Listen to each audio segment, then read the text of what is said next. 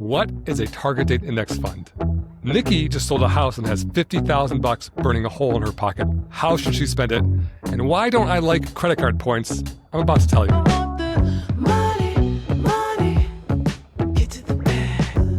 Welcome back to the Personal Finance Club show. Hey, Jen. What's up, Jer? All right, so I guess it's a beef or a concern, but have you had this experience where you're in a big box store? It happened to me in Home Depot recently. It's in Costco, where there's like roving salespeople who are trying to sell you stuff while you're shopping. People don't approach me at Home Depot. No? Did you spend a lot of time at Home Depot? No. Well, this happened to me actually with the Halloween costume. I was building the sink, and I was like trying to figure out all the plumbing to my Halloween costume when this guy wearing like a Home Depot looking smock comes up. And I kind of like sensed something was off because I saw him doing something weird earlier. And then he's like, "Have you found everything?" He asked some normal question. And so I was like, "Oh, I'm looking for this plumbing piece." And he kind of helped.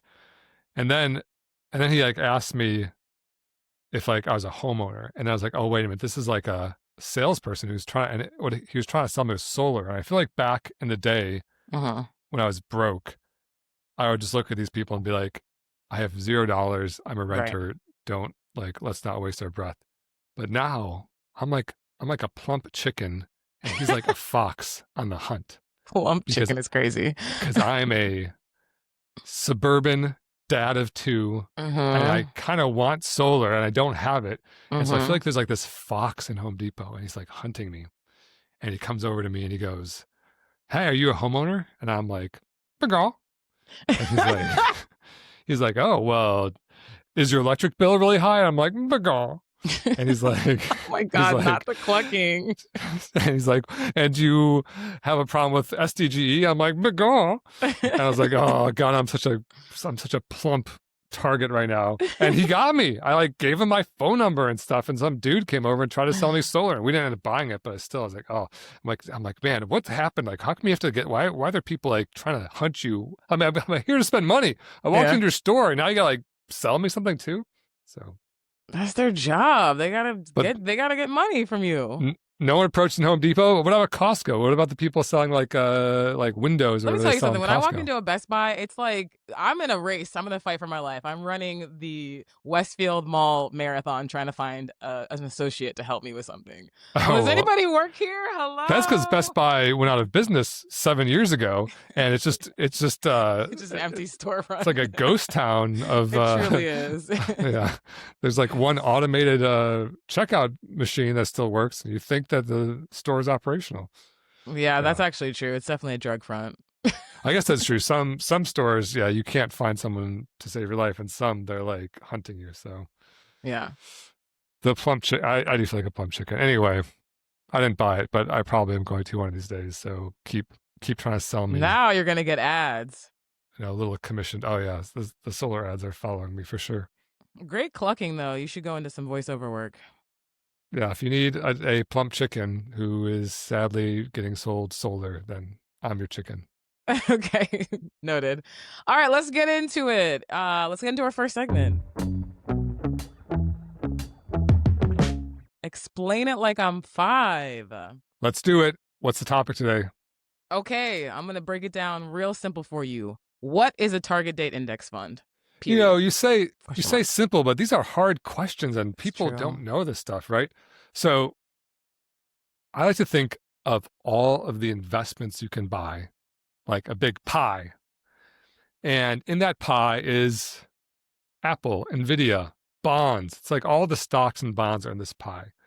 And when you first get into investing, it seems like what you're supposed to do is go and take the good slices out. I will just buy Nvidia. I'll buy Home Depot. I'll buy Best Buy. I will buy all these big box stores with Fox salesmen because they must be doing well.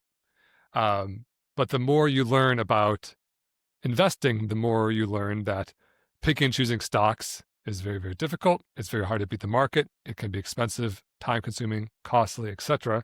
So the best way to invest is to buy these huge slices, which are basically called index funds. And so, for example, if you're picturing the pie of all possible investments, like half of those could be just a total US stock market index fund. And then a quarter, like a little quarter pie, could be international stocks. And the last quarter could be bonds. And that could be your investment pie. And you can buy those big slices individually. So you can go to a brokerage website and type in VTI, which is the Vanguard Total Stock Market ETF, and that could be half your pie. Is this making you hungry yet, by the way? Yeah, starving. Are you a pie guy? Pie guy? I was trying to make it rhyme. Yeah, no, I'm more of like a cake girl. A cake gal? Okay. Chocolate moment, but pie. Yeah. I won't say no to a good pie.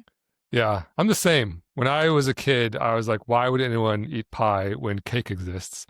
And I still largely agree with that sentiment. Exactly.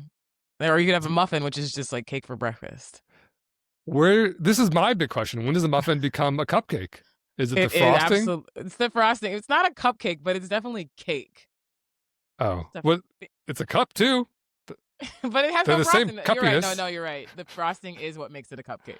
Okay, well, but then go to Webster's; they'll tell you. Okay, so what was the question? What's the difference between a muffin and a cupcake? No, it's a target index fund. We're talking about pie, right? And so you can buy your big slices individually, U.S. stock market, international stock market bonds, and that's pretty darn simple. That's called a 3-fund portfolio. But there's an even easier way, which is called a target date index fund. We just buy one thing, and this sounds crazy to people with all the complexity of investing, stocks and bonds and options and futures and day trading and all this stuff. You can literally just ignore everything I just said and just go buy one thing called a target date index fund, which is the whole pie.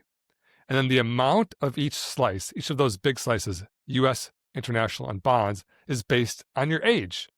When you're younger, you have very few bonds, between 0 and 10%, depending on which like target date index fund you buy. Because if you're 20 and the stock market drops by 50%, that's actually great news for you, because now you can buy way more shares at way less money. Because you're in the buying phase, because you're in the wealth building phase. But when you're 70, if you're living off of your portfolio and you don't want that to drop at all because you just want the cash to be providing income, dropping by 50% would be very bad. So you want mostly bonds. And so that's what a target date index fund does for you. It gives you the entire pie with all the slices, and they're the right amount based on your age. And they automatically shift over time. And target date index funds get hate for 2 main reasons. By the way, I love them. I think they're great, and I think the hate is wrong. So I'm going to address the pie haters out there, the cake girls like you who want your cake and eat it too. Cake girls, stand up. That's right. But the pie haters, they say problem number 1 is the fees. They say to buy this in a convenient package all at once is much more expensive, and that's almost like completely false. There are expensive target date funds, but there's also expensive mutual funds. And I don't buy any of those expensive funds. But Vanguard offers target date index funds for 0.08% fees per year, which is so close to 0. Getting it any smaller is essentially rounding error. I'd say anything under 0.2% is very, very low. And this is less than half that at 0.08%. So don't buy the high fee target date index funds. Look at the expense ratio and buy the cheap ones. 5-year-olds, stick with me. Stick with me, kids. Yeah. And they love cake and pie. So they're I know. They're really confused. We're going to throw in cake and pie every once in a while. And then you can get back. Okay. So that's reason number 1, target date funds get hate because of the fees. But I actually agree with that. Don't buy the high fee funds. Right. And reason number 2 is they seem too simple. People love to inject complexity into their investment strategy. They say, why would I buy all the stocks when I could invest in ARK, or I could do a triple leverage QQQ, or I could short sell for just while COVID's happening, then I could triple leverage for the run up and all that stuff. I would say, good luck, but you're gambling. And that stuff's way more likely to hurt you than help you. And the decades of experience that I've been investing, all the reading I've done, everything I've learned, talked to the best minds in this world, it comes down to simplicity actually makes you more money. And so you'll actually make more money in a target date fund. I guess another, like a subcategory of simplicity is some people would say, well, I don't want bonds or I don't want international. Why not just do all S&P 500 because it grows faster? And my answer is, well, it has grown faster the last 10 years, but will it grow faster the next 10 years? And the answer is, nobody knows. Right. Nobody knows. And in fact, usually if you are buying the thing that did really well the last 10 years, you don't own the thing that's going to do well the next 10 years. You're chasing past performance. Oh my gosh, Jen. See, you know what it's called. That's called chasing past performance. Get out of here. So yeah. And so if you say, hey, a target date fund's too dumb, it's too simple, you're probably wading into the area of speculation, gambling, chasing past performance, which I think will make you less money over time. You know, in my own experience, when I had my windfall. I sold my company back in 2015. I put like $2 million in the market in one day. And I didn't do a target date fund. I chose like 7 different ETFs. I chose like commodities. I like read all the books. I thought I had this kind of clever strategy. I chose commodities, gold, foreign real estate, U.S. real estate, and then of course U.S. stocks, international stocks, bonds, and was like kind of like balancing them. And they're all ETFs. They're all low. They're all trade free. They're like, I was trying to be this super advanced guy. And then fast forward 10 years, and I looked at how it went.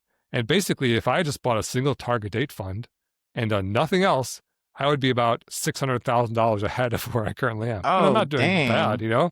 But it's just like people are so unwilling to do that really careful auditing in history. And they just say, oh, well, if I had bought Bitcoin in 2010, yeah, but that's survivorship bias. You're just saying, okay, yeah, it's easy to say that now, but you didn't, did you? Right? So now, not knowing what the future holds, what are you going to do? And I say, keep it simple. Wow. You know, are you more of a pie guy now? No, definitely not. Cake all day. Cake baby. I lost the analogy, so I don't even know what that means to be a cake girl in this instance. However, what I will say, to bring it back to another food reference, all of this, like, this is what I've learned after like 9-10 episodes, is like investing is like going to Taco Bell. Like, no matter what you get, you're getting the same thing. Like, everybody's trying to make it fancy, and like you're getting meat, cheese, and some kind of flour tortilla or something like that, right? Whether you want to do targeted next month, like you just like you're following just a few rules for everything. Like, everything is the same ingredients. Yeah, you know what 100%. I mean? And I feel like everybody's asked, or I guess it's like everybody's questions are the same thing. Like, what stock should I pick? What do you think about NVIDIA? Like, what's the target index fund? It's all like kind of asking the same question. Or you're asking all these questions to get to the same answer. So like, let's just go to Taco Bell and get ourselves a chalupa and then be millionaires. Yeah. And what's a chalupa? Tortilla, meat, cheese, lettuce. Well, what's a gordita? Tortilla, meat, cheese, lettuce. Well, what's a taquito? Burrito. Tortilla. Right. What's a burrito? It's all the same thing. It's all U.S. stocks, all international stocks, it's all bonds. And the less you can get into like trying to pick different menu items and beat the system, just buy the combo meal and go for a walk. Let's all become Taco Bell millionaires. We need something that's like Maxinista for Taco Bell, like Taco Bell millionaires. I'll think on it. Maybe. What's Maxinista? TJ Maxx? What? Oh my God, you are rich. You don't go to TJ Maxx? I'm a Ross Dress for Less guy, okay? Oh, yeah, okay, same thing. Ross, TJ Maxx, same thing. Okay. I never heard Max. But TJ Maxx shoppers are called Maxinistas. Oh, I didn't know that. Come on, Jer. No, that's my bad. No, trust me. Like I'm new money, so I've been broke for most of my adult life. Okay. So. Got you. All right, that's fair. All right, amazing. I feel like I know even a little bit more about target date index funds. Thank you. Shall we move on to our next segment? Money. Can I ask a dumb one? Okay, so I've got a question from Nikki. She's asking, after the sale of my home, I'm getting about $50,000 in hand. I'm a 42-year-old single mother of a 2.5-year-old. I plan to rent for the next couple of years, maybe forever, since I can't afford to buy a home in Massachusetts. How would you save and or invest the $50,000 if you were me for a dependent and for myself? Jeremy? All right, Nikki. And Nikki with 1K too. Mm-hmm. N-I-K-I. That's like, as a father to a child with a 2-letter name, I really like those short names. Bob. Robert. Bob? What's your dad's name? No, my son. Oh, I'm thinking of... Okay, sorry, I misheard you. And since when is Bob 2 letters? That's why I was like, Bob. I was so confused. My 2-letter son's name. You're like, you mean your dad, Robert? I was like, I was like, a double letter? I was really trying to make Bob work. I was like, Bob, Robert, I'm so lost. You're like, Okay. there are only 2 total letters, B and O. Just one of them appears twice. Honestly, it's You a made it riddle. work. Okay. No. My child's name is Ty, T-Y, That's right. short for Tylenol. But now with all the Tylenol in the news, it might have been a Oh mistake. my God. Just kidding. It's not short for Tylenol. Gotcha. All right, Nikki, with 1 K and 2 I's, 3 total letters if you count the N. This name riddle is really good. You have a very short question, but the answer can potentially be complicated based on your situation. So what I'm going to do is I'm going to break down the order in which I do things when I have a windfall like this. There's 6 phases. Phase number 1 is max out your 401k up to your match. I don't know if you have a 401k, but if you work for a company that offers a 401k with a match, when you have money, or when you're making money, or when you're deciding what to do with money, that's priority number 1, because it's basically instantly doubling your money. If you did the worst possible thing, which was to withdraw the money directly after that and pay all the taxes and fees on it, you'd still end up with more than if you didn't do it, right? And so you always want to be maxing out your 401k. I suspect you're already past that based on your question. It sounds like your general household's in order, but let's go through anyway. And I do these things in order. You do the first one until it's done. So if your 401k is not matched, just do that until it's done. That takes. You have a handy dandy graphic for this, don't you? And it's on the screen right now. It's in the folder, so Sahil's going to throw it up there. Boom, baby. Love it. Okay, keep going. You can see it right there. Phase number 2 is pay off all non-mortgage debt. So if you have credit cards, student loans, car loans, people get really, really comfortable with their debt. But when you are spending all your income, just throwing it towards debt, you're kind of running up a down escalator, right? And you want to get off that escalator, and then you can start building wealth. And so, Nikki, if you got that car loan and there's 10 grand left on it, pay it off. If you have 8 grand in credit card bills you've been keeping around because it keeps you company on cold nights, pay it off. Get rid of it, right? So I don't know what your debt situation is, but and now you have no mortgage debt either because you just said you sold your house, right? So pay it off. That's number 2. Number 3 is save an emergency fund. If you don't have enough cash to weather the storm, like if you lose a job, family medical emergency, asteroid hits your car and you got to buy a new car or whatever it is, you're kind of like walking on very thin ice, right? And you don't want to fall in. So I'd just have enough cash in an account, go put it in a money market fund or a high yield savings account somewhere, not in the same account you're spending on your monthly transactions. And it should be 3 to 6 months of your living expenses. So if you're spending $5,000 a month, you might want to have $15,000 to $30,000 in an account. Forget about it. When you need it, you'll know it's there. That's 3.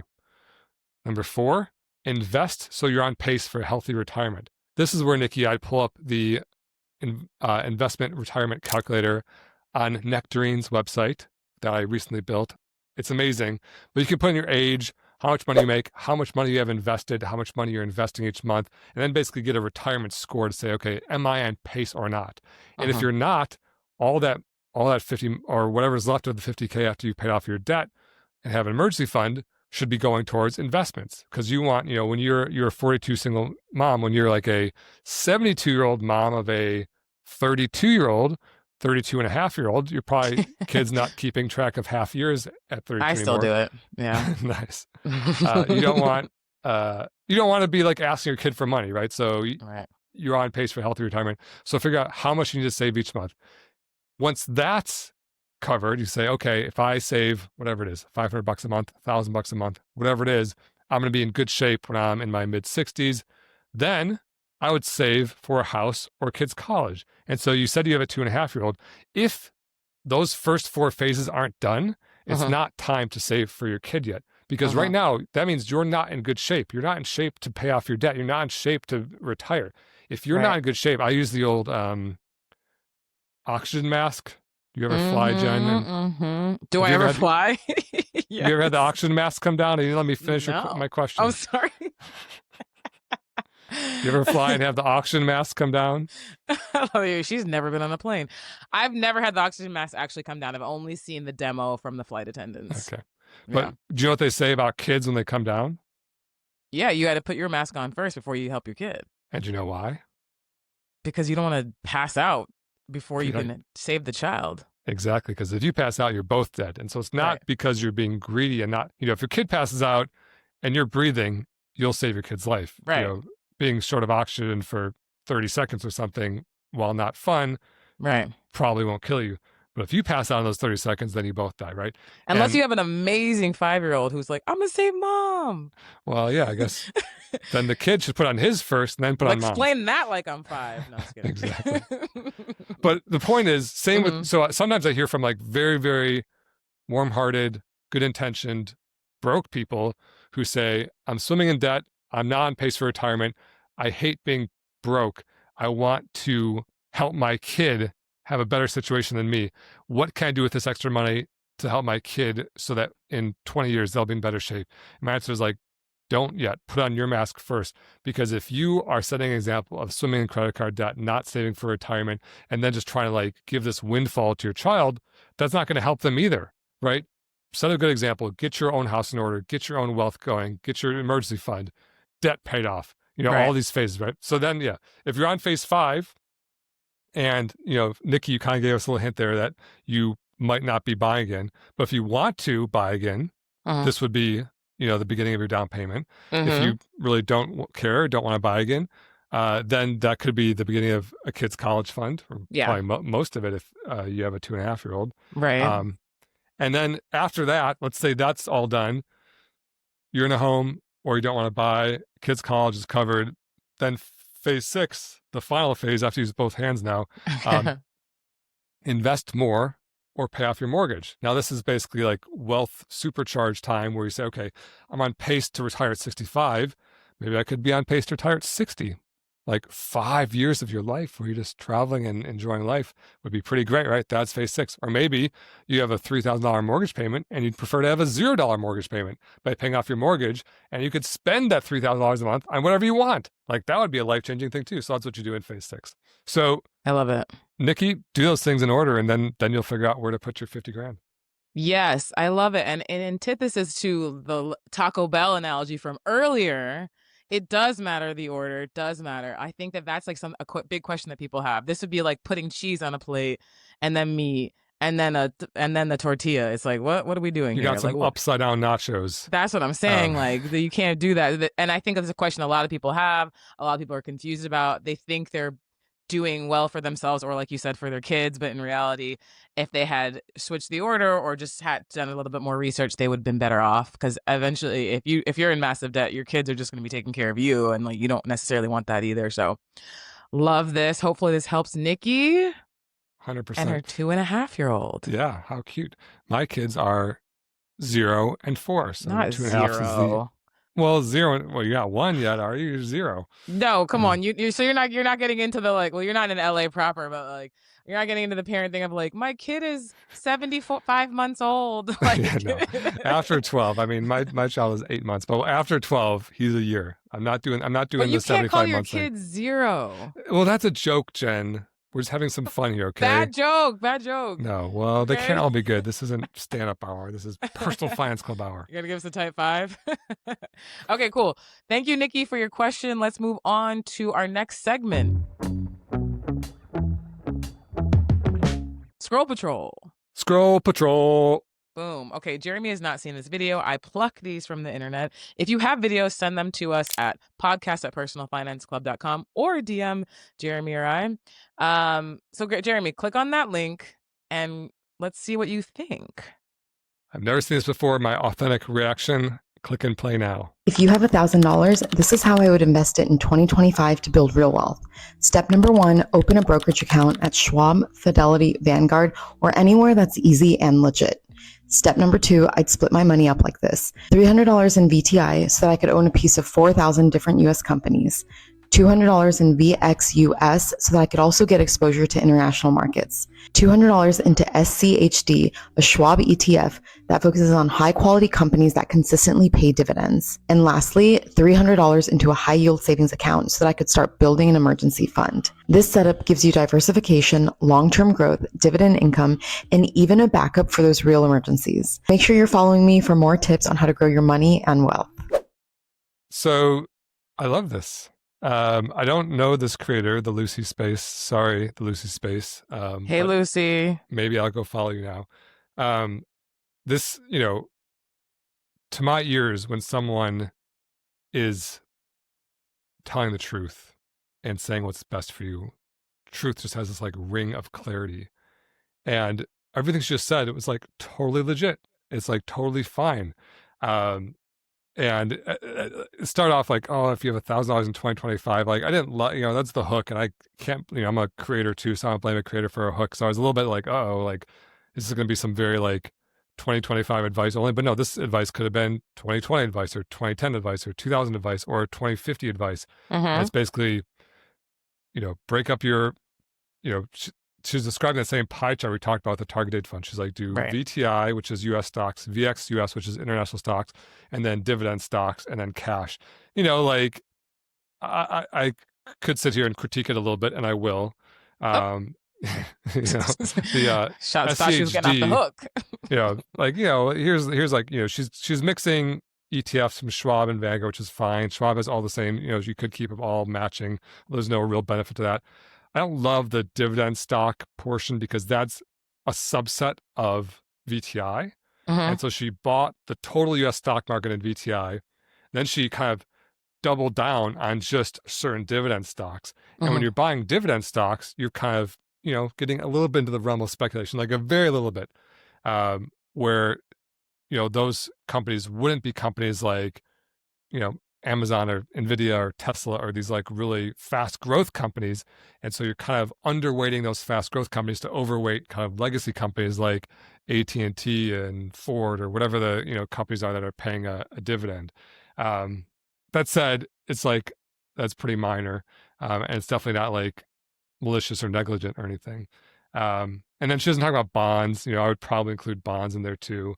And so like overall, I love it. I think it's perfectly good advice. If everyone did exactly that, nothing else, they would have like a fantastic, very happy, long, successful life and outperform most investors. I would tweak it a little bit. I'd probably drop SCHD, add bonds. And it's a little bit conflating investing and savings, but she kind of was trying to answer that same question that we just talked about, the phases of investing, all in a 15-second TikTok. And that's a pretty solid attempt. It's like, have some savings, have some investings, low fee index funds. Like, it's very good. So overall, wow, you just got super boomer like that. First of all, this is 45 seconds. Second of all, this is Instagram, not TikTok. You're just like, you're all over the place. Whatever. The tickety talks, the Instagrams, the Googles. I don't know what's what these days. You're losing I had my 45th birthday 3 days ago, and so now oh my god, I wish you happy birthday. I know. Oh yeah, very rude, Jen. I don't tell them. I didn't even post about it. I usually try to post about it to get some free likes. Google Calendar? Oh, I don't know. Oh no, happy birthday. Nah, I feel like a jerk. That's okay. I barely remembered it myself, but now it means I'm closer to 70 than I am to 20. And so now all these 20-year-olds on the tickety talks, I don't know what they're up to. All right, more so importantly, you are 6 years older than me. Not 5. Oh, when's your birthday? September. Oh yeah, you just had it. Did I wish you a happy birthday? I think BB did. I'm sure I did. Maybe not. Well, then we're both jerks. Yeah, it's okay. Well, we're even now. Anyway, I'm gonna give Lucy a grade. I say A, not an A plus. I tweak a couple of things, but like A, it's like really good. She's like, with internet financial advice, if you're not like maliciously trying to sell some garbage or push some just like negligent, malicious trash, and this is like fully altruistic, good advice. And so, way to go, Lucy. Okay, wow. Sometimes I selfishly put these in here to find out what you're going to say because I wasn't sure. I thought there were a couple parts of that you might roast, but glad to know. I'm going to watch it again. What do you think I would have roasted in there? I don't know. No, I don't want to say it because you gave her an A. So like now I'm just going to look silly if I tell you what. No, you wouldn't. Maybe I'm wrong. I don't know. I'm not No. It's cool. God of now I'm going to watch it in good faith. Lucy, good job, girl. You got an A. Yeah. All right. Let's move on to our last segment of the episode. Money. Jeremy had time today. All right.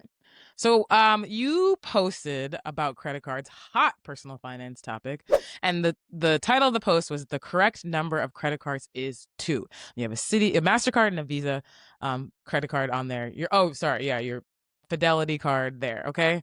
And you had a comment from someone, bleeped out the name because we don't want anybody getting doxxed here at Personal Finance Club show. They posted it publicly. You can look it up, but Listen, well, like they have to do a nice. lot of sifting. You post a lot.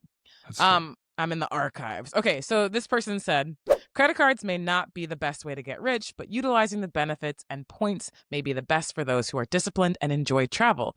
I haven't had a credit card balance since 2015, and I've had about 10 cards since then that have helped fund my passion for travel.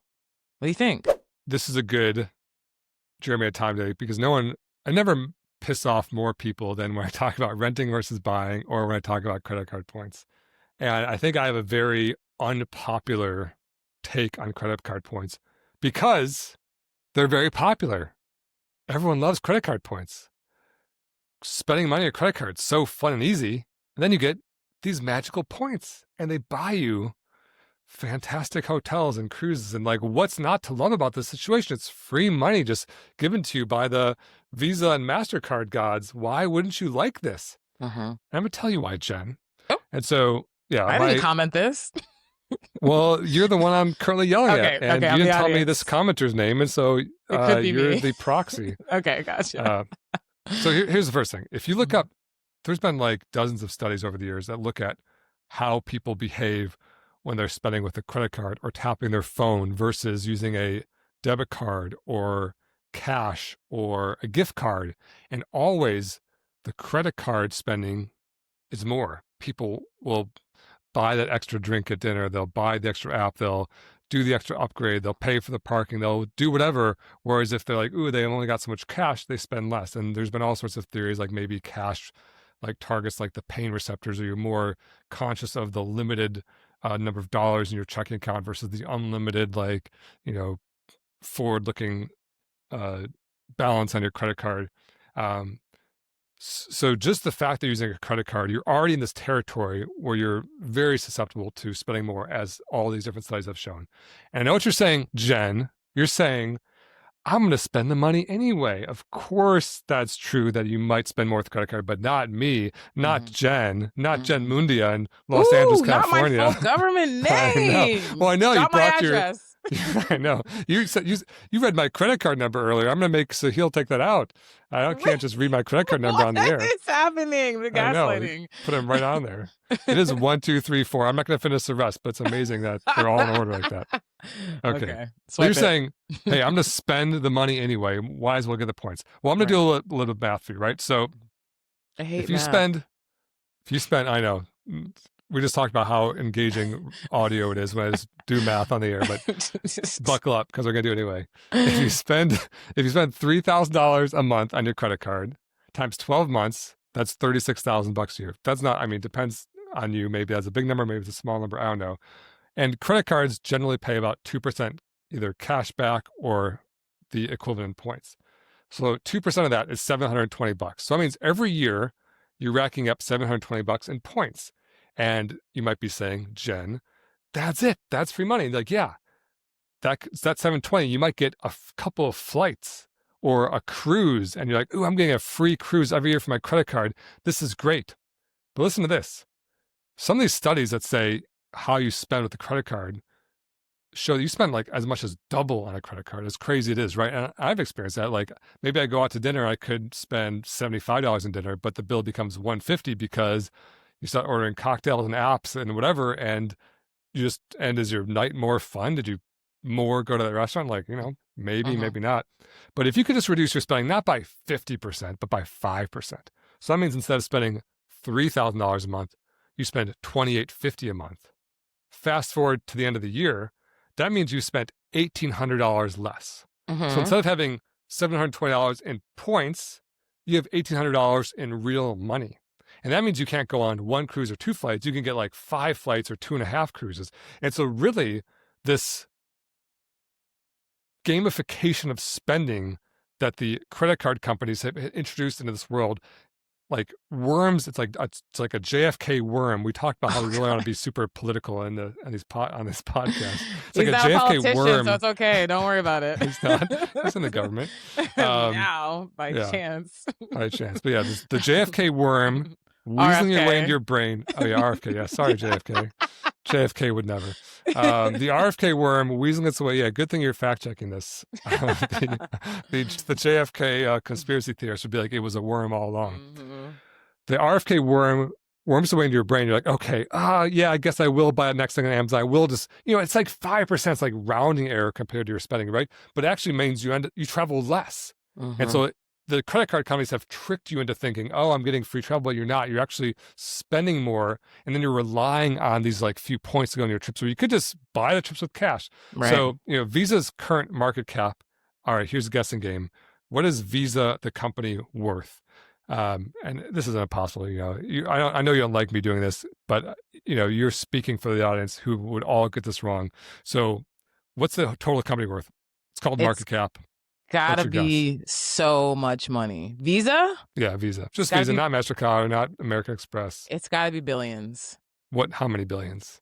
Okay, I'm gonna say 14 billion. That's a good guess. You're like within, a 0 or 2. It's 645 billion. Oh my God. It's like a, mind-boggling amount of money.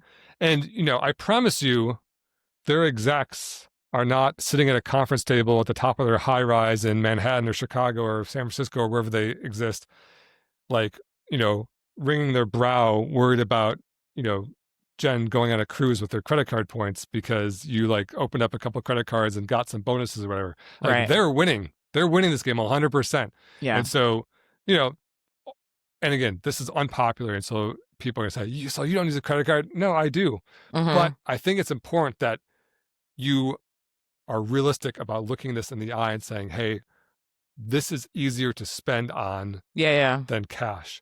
This money is going to flow faster than cash. I'm going to end up, even after the points come, even after my 2% of points come in, if I was spending 4% more, I'm doubly worse off, right? And so, I don't play the game. I have 2 credit cards. I keep my oldest credit card and my favorite credit card, and I try to spend as little as possible. And then if I want to go on more trips, I have more cash to do it. That's how I look at credit cards.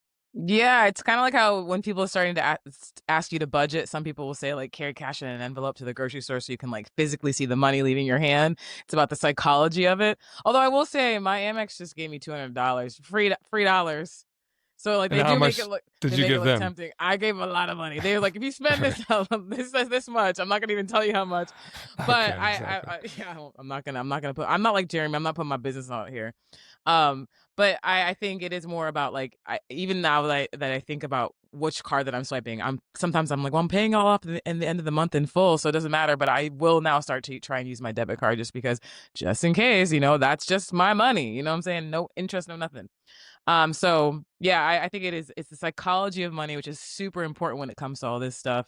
There's math that you love to talk about, but there also is just like, how are you going to act when you actually have this cash in hand or this credit card in your hand? That matters because it will affect your financial decisions. So good comment. Wait, so are we grading this comment? Oh, no, we only grade, all the comments get an F. Anyone who disagrees with me is an automatic F. I'm just kidding. They're not always crazy comments. That wasn't a crazy comment. No, we grade Scroll Patrol, and all the commenters get an A+ because they're engaging with us, and that makes us very happy. Wow, you really are an influencer. Yeah. Wow. Okay. Well, gotta get those likes. Please. Gotta get those like. It's all interaction is a good interaction. Okay. Amazing. Thank you so much, commenter. You probably are not even listening to this. That's all we have time for today on the Personal Finance Club show. Thank you for listening, and we hope to see you next week. And don't forget to follow the 2 rules of Personal Finance Club. Rule number 1, live below your means. And rule number 2, invest early and often. See you next time. The Personal Finance Club show is produced by Jeremy Schneider and Jen Mundia. Music by Esabalu and Homie. Send your questions to podcast@personalfinanceclub.com. The Personal Finance Club show is co-hosted by Jeremy Schneider, who is a co-owner of Nectarine, an SEC-registered investment advisor. The views expressed on this show are those of the hosts and guests and do not necessarily reflect the views of Nectarine. Please refer to hellonectarine.com for all relevant disclosures. This podcast is for informational and educational purposes only and should not be construed as personalized investment advice or a solicitation to buy or sell any security. Listeners should consult their own financial, legal, or tax professionals for advice specific to their situation.